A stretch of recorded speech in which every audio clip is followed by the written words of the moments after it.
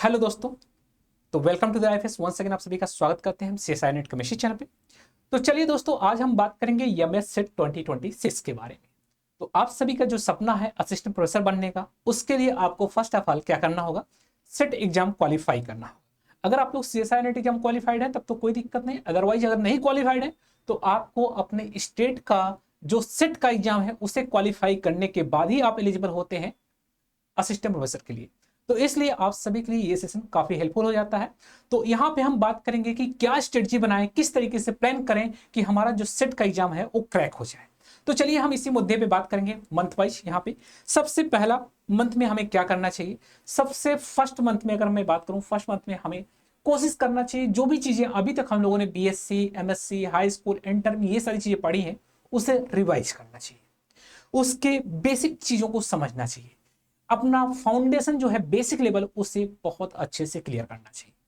अगर ये चीजें कर रहे हैं तो आपके लिए सबसे बेहतर तरीका है। पहले मंथ में आप कोशिश करिए जो आपने high school, inter, BSc, MSc, जो खासतौर पे आप लोग हाई स्कूल इंटर वाला तो नहीं कवर कर पाएंगे, बट बीएससी और एमएससी वाला तो आप कवर कर लीजिए, क्योंकि वो उसका नोट्स आपके पास अवेलेबल रहता है। तो आप उसे सारी चीजों को रिवाइज करिए, अपने कंसेप्ट को एक बार बिल्ड करिए। आपका कंसेप्ट एक बार बिल्ड हो जाएगा, जबरदस्त लेवल पे पहुंच जाएगा, तो उसके बाद आप सेकंड मेथड में आप हाई वेटेज टॉपिक को चूज कर सकते हैं। तो सेकंड मंथ में आप लोग जाइए, हाई वेटेज टॉपिक को कवर करिए, जैसे क्वांटम केमिस्ट्री, थर्मोडायनेमिक हो गया, कोऑर्डिनेशन केमिस्ट्री हो गया, ऑर्गेनोमेटेलिक केमिस्ट्री हो गया। इन टॉपिक को आप कवर करिए सेकंड मंथ में, ये तरीका अपनाइए। तो सेकंड मंथ में आप हाई वेटेज टॉपिक को फोकस करिए और इस तरीके से फोकस करिए, कम से कम 6 घंटे पर डे का टाइम दीजिए। यानी अगर आप 6 घंटे पर डे दे रहे हैं तो आपका जैसे कोऑर्डिनेशन केमिस्ट्री, ऑर्गेनोमेटेलिक केमिस्ट्री, ये 2-3 चैप्टर अगर आप लेके चल रहे हैं तब भी कवर कर ले जाएंगे। अब यहाँ पे करंट टाइम में ये नहीं है कि आपको नोट्स बनाना है, आपको आपका नोट्स बनाना होना चाहिए, हाँ आपको केवल रिवाइज करना है, तब आपके लिए बेहतर तरीका है। हाँ अदरवाइज अगर नोट्स भी बनाना चाहते तो आपको फर्स्ट मंथ में भी ये काम करते रहना होगा, ठीक है। तो इस तरीके से आपको यहाँ पे करना होगा। इसके साथ साथ आपको क्वेश्चन का आइडिया लेना है, तो आपको पीवाईक्यू ज्यादा से ज्यादा सॉल्व करना होगा। 15 साल का पीवाईक्यू सॉल्व करिए, जो भी आपके एमएस सेट में पूछे गए हैं उससे आपको एकदम आइडिया लगेगा कि अच्छा सेट में इस टाइप के क्वेश्चन पूछे गए हैं। लास्ट 15 ईयर के पीवाई सॉल्व करिए, ये बेहतर तरीका होता है। इसके साथ साथ अगर मैं बात करूं, अगर आप सभी लोग चाहते हैं प्रॉपर तरीके से गाइडेंस चाहते हैं और लेक्चर्स जो है अटेंड करना चाहते हैं और पूरे कंसेप्ट को रिवाइज करना चाहते हैं, तो सबसे बेहतर तरीका है आप एक रिकॉर्डेड प्रोसेस ले लीजिए और सारी चीज़ों को आप एक बार में ही रिवाइज कर लीजिए। आपको नोट्स बनाने का टेंशन खत्म, सारी चीज़ें आपके रिकॉर्डेड फॉर्म में है, आप रिवाइज करते जाइए, नोट्स बनाते जाइए, और उसके साथ साथ टेस्ट सीरीज भी यहाँ पे अवेलेबल है, आप लोग प्रैक्टिस भी कर सकते हैं। तो इसके लिए सबसे अच्छी बात यह है कि आईएफएस इस बार आप सभी को रिपब्लिक डे के शुभ अवसर पे आप सभी को दे रहा 20% का डिस्काउंट। तो कूपन कोड अप्लाई करिएगा IFS20, आपको मिलेगा 20% का डिस्काउंट। और उसके बाद क्वालिफाइड होने के बाद आपकी जो तस्वीर है यहाँ पे भी आपका एज इट इज जैसे ही आप चाहेंगे वैसे ही यहाँ पे हम ज्वाइन कर देंगे।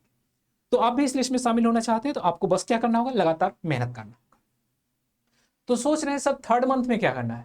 थर्ड मंथ में हमें एडवांस लेवल के प्रैक्टिस करनी होगी। जिस टाइप के क्वेश्चंस पूछे गए उसे बार बार मल्टीपल टाइम रिवाइज करना है, मल्टीपल टाइम उसके कंसेप्ट को समझना है, क्वेश्चन प्रैक्टिस करना है, तब जाके आपका कहीं ऐसा फील आएगा कि हाँ वाकई हमारी जो तैयारी है वो उस लेवल पे पहुंच रही है। यानी जो भी टॉपिक पढ़े उससे रिलेटेड क्वेश्चन जरूर सॉल्व करिए, ठीक है। तो इस तरीके से आप करिए। इसके साथ साथ अगर मैं बात करूं, full revision and mock test आप कोशिश करिए, पूरा का पूरा रिवाइज करिए, मॉक टेस्ट भी दीजिए। इसके साथ साथ अपनी स्पीड और एक्यूरेसी को मेंटेन करिए।